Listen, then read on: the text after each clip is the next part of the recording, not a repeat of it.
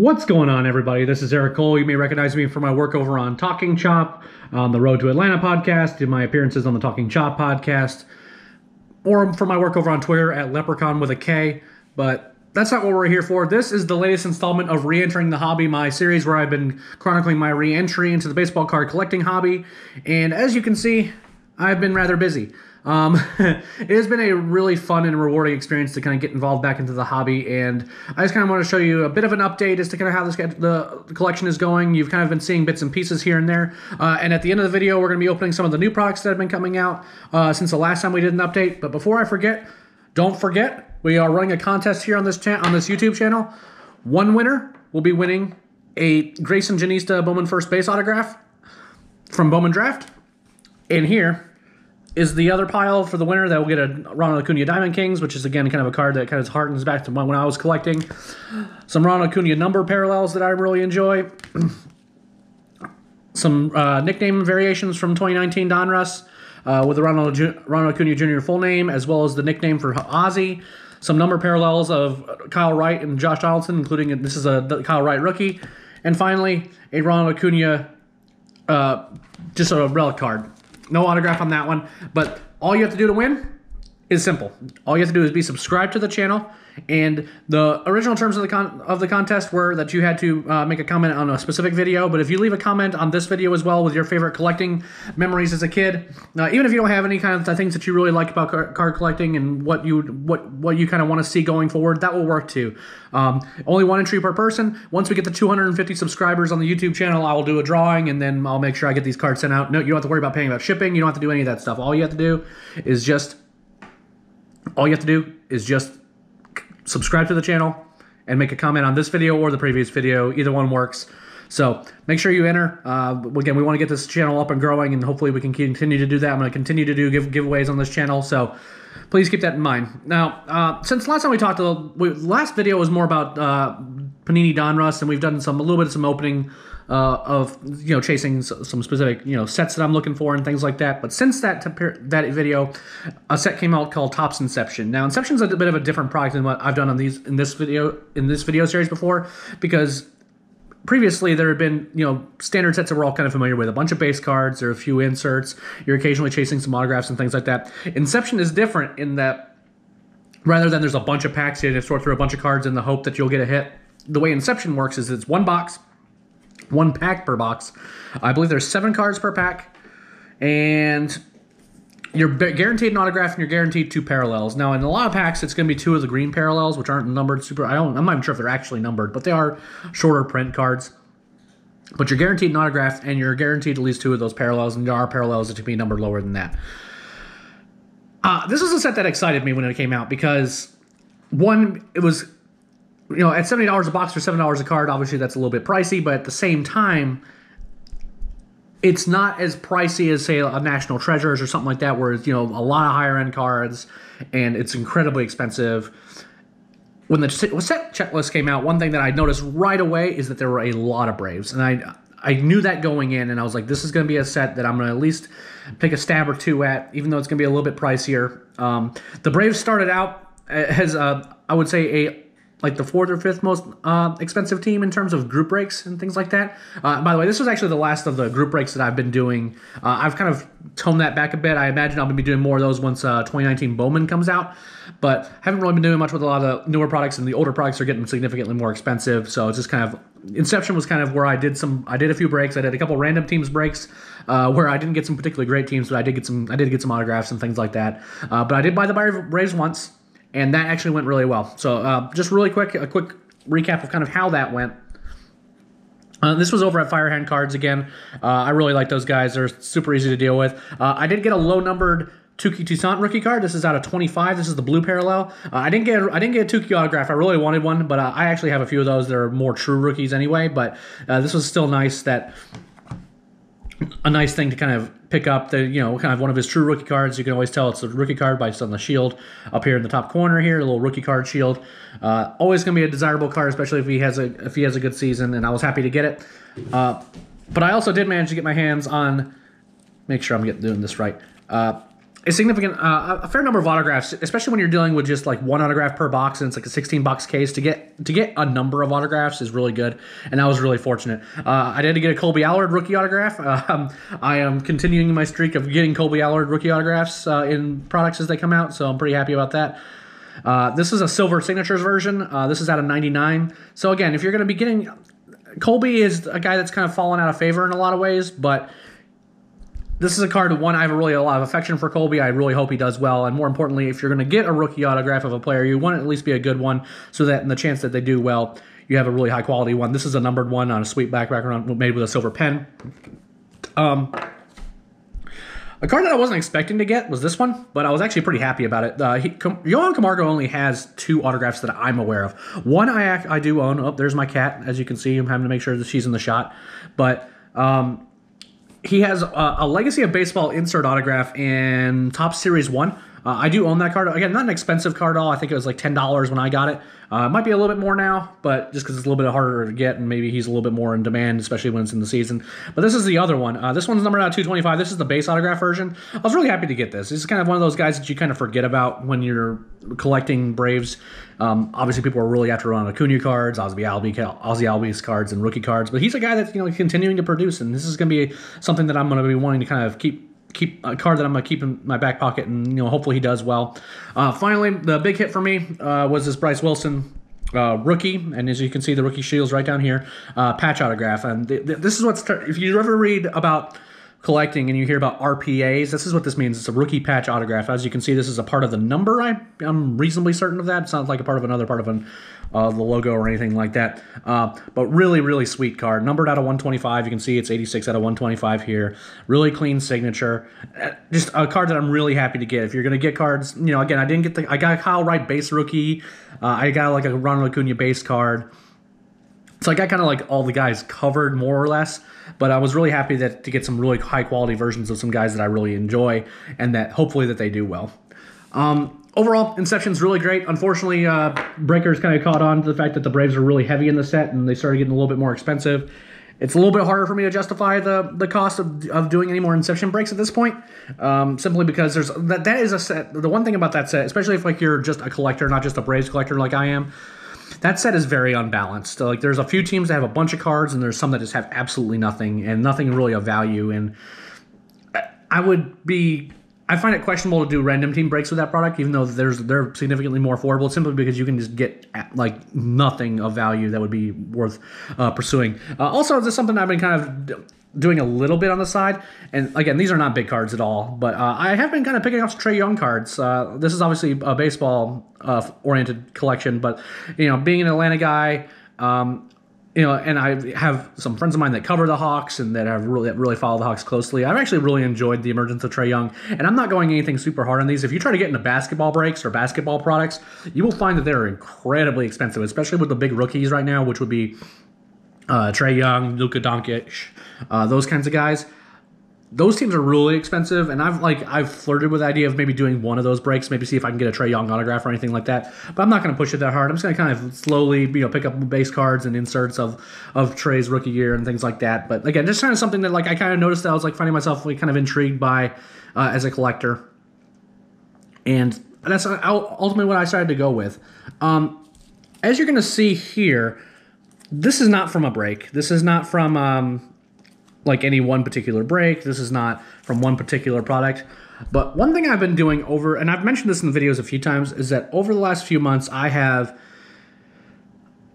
how do I put it? I've been kind of slowly accumulating just random inserts and random autographs and things like that just over time. I've been doing this primarily on comc.com. I don't know if I'd necessarily recommend selling cards on COMC, because I've heard enough people where they send in their cards and then they get rejected because they're damaged. And as it turns out, there seems to be some sort of handling problem on that end. But if you're buying cards from them and you can kind of slowly accumulate them and put them on your account, they'll hold on to them for you as you buy them, and then you can ship them all to you at once, which is nice, because that means you only have to pay shipping once, rather than on eBay where you might get the cards a little bit cheaper there, and you might have a little bit more how do I put it? There's a little bit more selection, especially in terms of the top guys, because those cards are in so high of demand that COMC kind of sells out of a lot of guys relatively quickly. and the prices can be a little bit inflated, but when you factor in the shipping savings, it kind of works itself out. So what I've been doing is I've been doing a few things. One, I've been kind of grabbing just insert cards. These are all Luis Gohara. These from, I can't remember which Bowman set this is. I think this is 2017. And again, just grabbing cards as I can. These are, I've got the gold version in green, the 99. This is the 150, I believe. I can't, well, maybe the blue ones in that set weren't numbered. And again, just picking up. None of these cards were expensive. I mean, I think this was like $6, and this is a piece of Mike Soroka's uniform. I picked up a few of those. Mike Soroka, green paper parallel, Austin Riley's, Ozzy Albies relics. Again, these were not expensive cards, just $2 or $3 here and there. Just as I'm like, I'll come in one day and I'll be like, I'll grab a few cards. I'm not grabbing like high dollar autographs, but I slowly accumulated these, and then a week or so ago, I went ahead and just cashed in my COMC and just went ahead and had them send my stuff in. Got a few Joey Wentz first Bowmans. This is the gold version, numbered to 50. Again, that's a paper version, but again, these are guys that I like a lot as prospects. It's kind of worth speculating on. There's a Freddie Tarnock purple, a couple Grayson Janista sparkle refractors, and a Grayson Janista paper gold to 50 here. None of these cards were expensive. You don't have to necessarily chase down autographs in order to collect a lot of these guys. You can collect, the non-autograph rainbows and things like that. And this was just kind of my attempt to just kind of slowly, just kind of grab them as I saw them and as I saw deals on them. Some of those cards, yes, people are going to sell expensive versions of those cards. If you don't want to, just don't do it. That's just kind of how I thought about it. And you can find yourself, if you're patient enough and you're looking around enough and you're kind of disciplined about it, you can slowly accumulate a lot of really sweet cards. None of these are autograph cards. None of those are expensive cards, but that was pretty fortunate to kind of accumulate a fairly decent little collection of cards just over the course of a few months, just me grabbing them every now and again.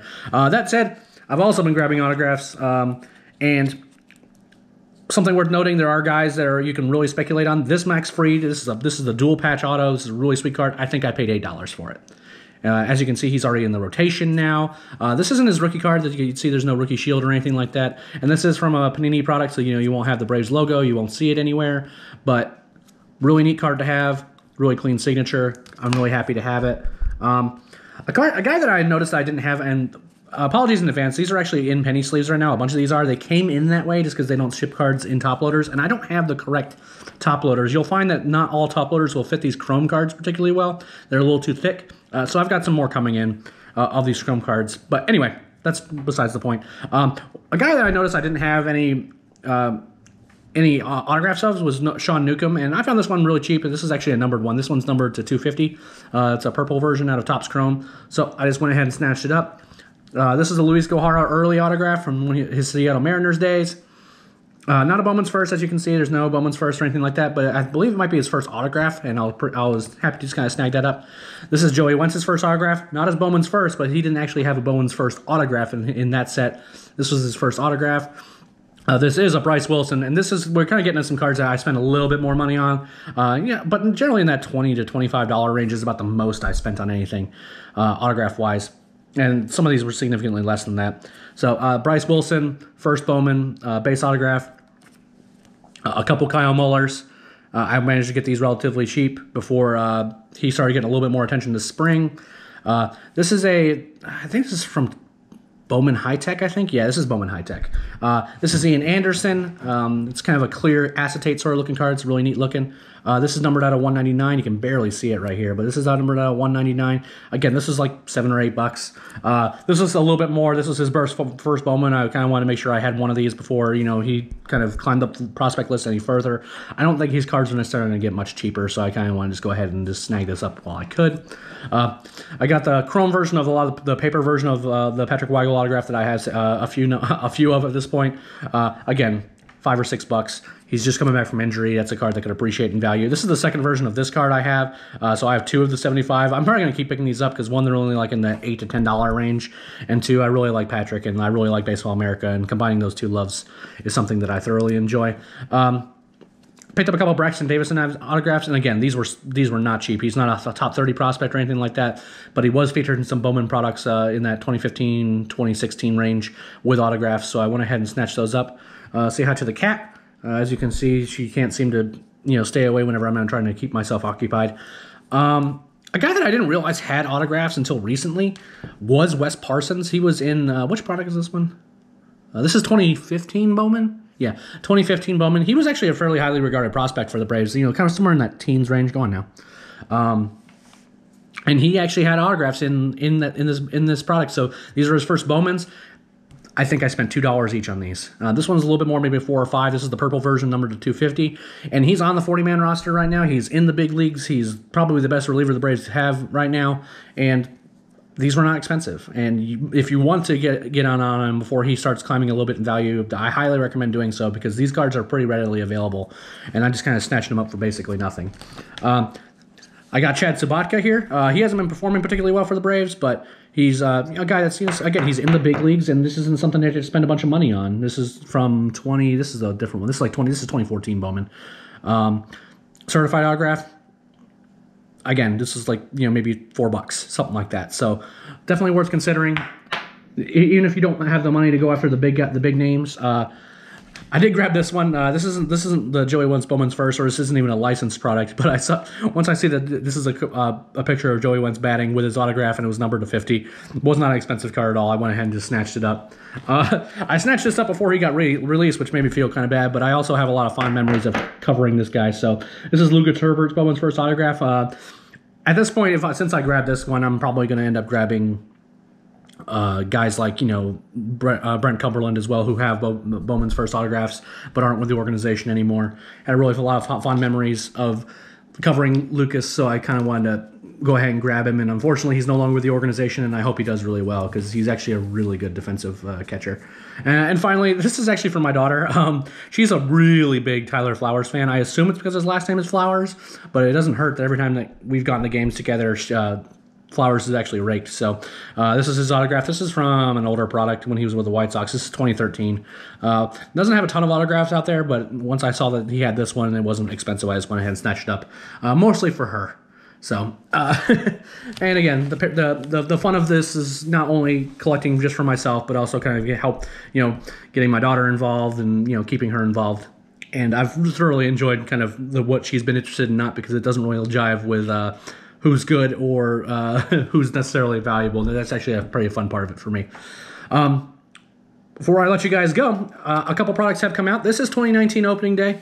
What you're going to find about these cards is a couple things. One's the base cards are going to look basically the same as Series 1, and they're going to be the same as Series 2, an update. That's the same look they go throughout. They look the same for the entire year, with the notable exception, there's this opening day logo, and more importantly, getting hits out of this product is incredibly difficult. The reason for that is because this is meant to be a cheap product. So if you have, you know, if you have a limited budget, or you have, you know, a son or a daughter that wants to use their, you know, their little allowance to get some baseball cards, but they want to make, they can't afford, you know, more expensive products and things like that, this is a great product. Again, this is readily available in Walmarts and Targets and all this other stuff. And the cards look very similar to the other ones. You're going to have a tough time getting autographs. They do exist in this set. Oddly enough, one of the cards that's being chased after by Braves fans in this set is Blooper's autograph, the mascot for the Braves. So this does exist in this set. But the hits are hard to come by, but it's, again, for an entry-level product for, you know, especially for those on either really limited budgets or for kids, this one's a really good one. The other product is Gypsy Queen. It's not dissimilar from Inception, and it's kind of that illustrated sort of look as opposed to, you know, real photos. But this kind of in the style of like those like turn-of-the-century carnival posters almost. And you'll see when I open these up. It's a pretty neat product. The problem I have with it is that all the variations and stuff like that, you have to really look closely at, because there's like logo swaps, and you have to, you know, missing nameplates, and then like some of the, you know, you have to look at the backs because some of the backs are different, and it's almost worse than Heritage in that way. Some people have said that you can kind of feel the difference of those types of insert cards, and I haven't had a chance to look at this product yet. Nice thing about these retail packs is that they come with some exclusive green parallels, and again, you could, you know, for someone who's simply just trying to collect their team and maybe do a little bit of a set collecting, doing so with the green parallels would be an easy way without having to dip into hobby boxes and things like that, or vice versa. There are definitely some hits that come out of this, but for retail packs, you have to kind of adjust your expectations. So, now, first we're going to do opening day. This is going to look pretty similar if you've opened up much of Topps Series 1. And the thing you just have to know going in is just you're not going to have a ton of success with retail packs in general, in particular of a product like this, because there's just not a lot of them. Now there's some cool Dirt Relic cards, as well as Dirt Relic autographs.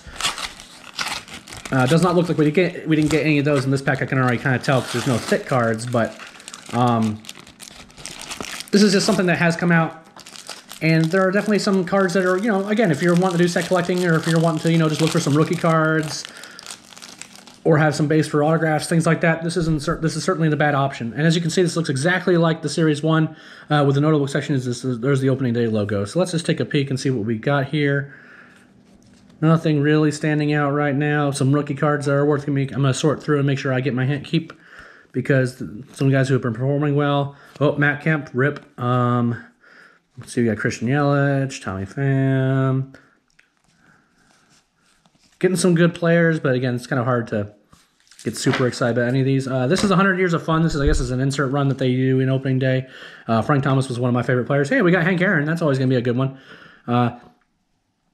It's, again, just an insert, nothing numbered or anything for fancy about it, but he's going to have a card that's worth kind of keeping to the side here. We got some mascot cards.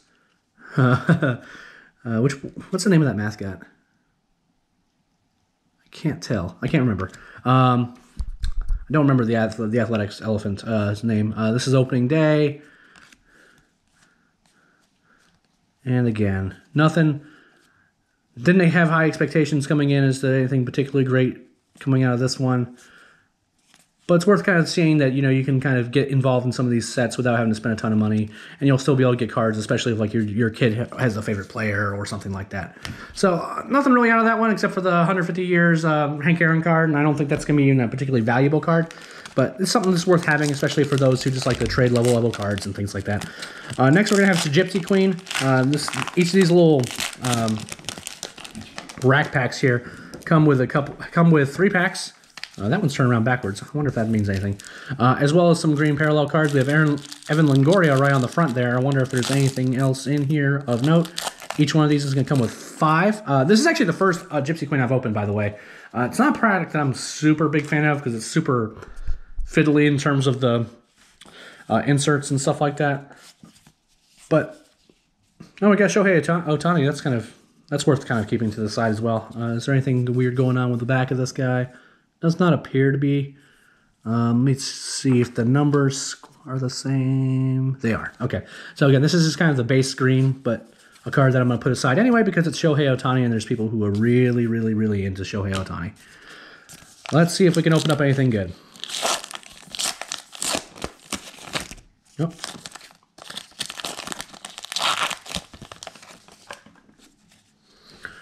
Kyle Freeland, Billy McKinney, Josh Harrison, Sean Doolittle, Luis Severino, and Johnny Cueto. Again, nothing really in that, but you always have to check the backs, make sure you don't have any like bazooka backs, things like that. I didn't notice any logo swaps or anything like that. I'll just double check and make sure.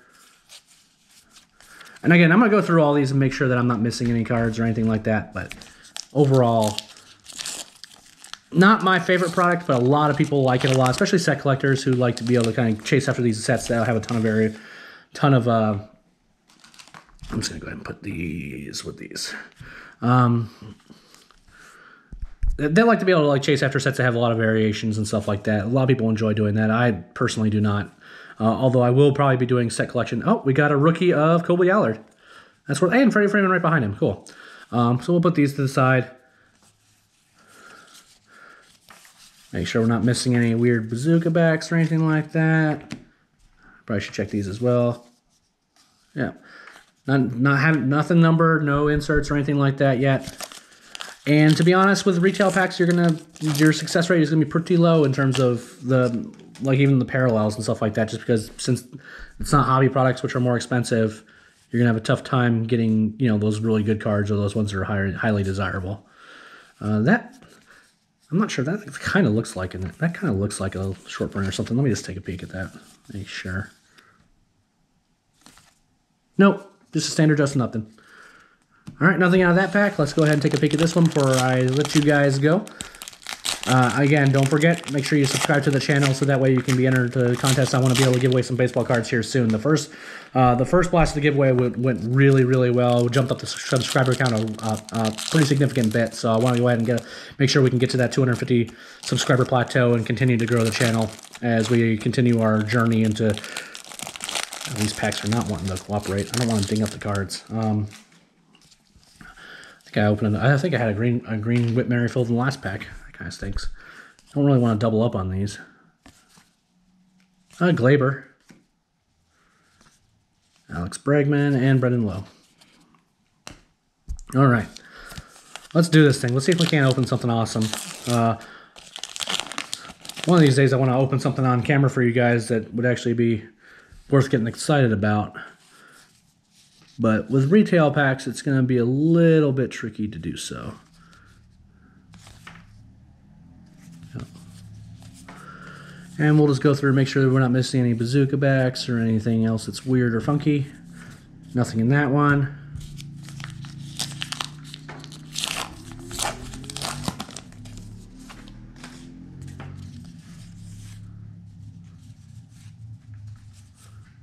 Oh, we got a fortune teller card in this pack. That's at least something different. One thing that this set does have is the little fortune teller tickets. Now this one's of J.D. Martinez, and these have been existing in this set for a while now. They're pretty neat little inserts. I do have a kind of an issue with how they're inserted, because if they're kind of put in here like this, I've had a couple cards where they were like the card in front was damaged. So I wish there was another way that they could insert these mini cards without, causing problems. But this one's of J.D. Martinez. That's kind of neat. And our final pack. Will it contain something good? Got Jake Bauers on the back here. 1, 2. Does not look promising. Nope, we didn't hit anything. But that's okay. That's going to be something that's going to be expected from these retail packs. But that's Topps Gypsy Queen as well as Topps Opening Day. I really appreciate you guys continuing to follow along with the series. Thanks a lot for the continued support that you've been giving both the site Talking Chop as well as myself. You guys have been great. It's been a lot of fun. I'm looking forward to the next update where we're going to be, hopefully by then, you're going to be getting a glimpse of some 2019 Bowman cards. That's the set I'm looking forward to the most coming up. I'm going to be really interested to see what kind of the Braves checklist, as well as just the checklist in general, because that may be, depending on, some things like price and things like that, where I might branch away from Braves, just solely Braves collecting, and maybe trying to speculate on some of those breaks where I can get some high-value cards and turn those into Braves cards, because that set, while it's unclear as to whether or not there's going to be any good Braves cards or cards that I'm going to be like super into trying to get my hands on, there are a few teams that are going to have some, for sure, they're going to have some cards that are going to be highly, highly sought after, and I may want to try to dip my toe into that and see how that goes. So that's all I have for now, guys. I appreciate all the support, and until next time.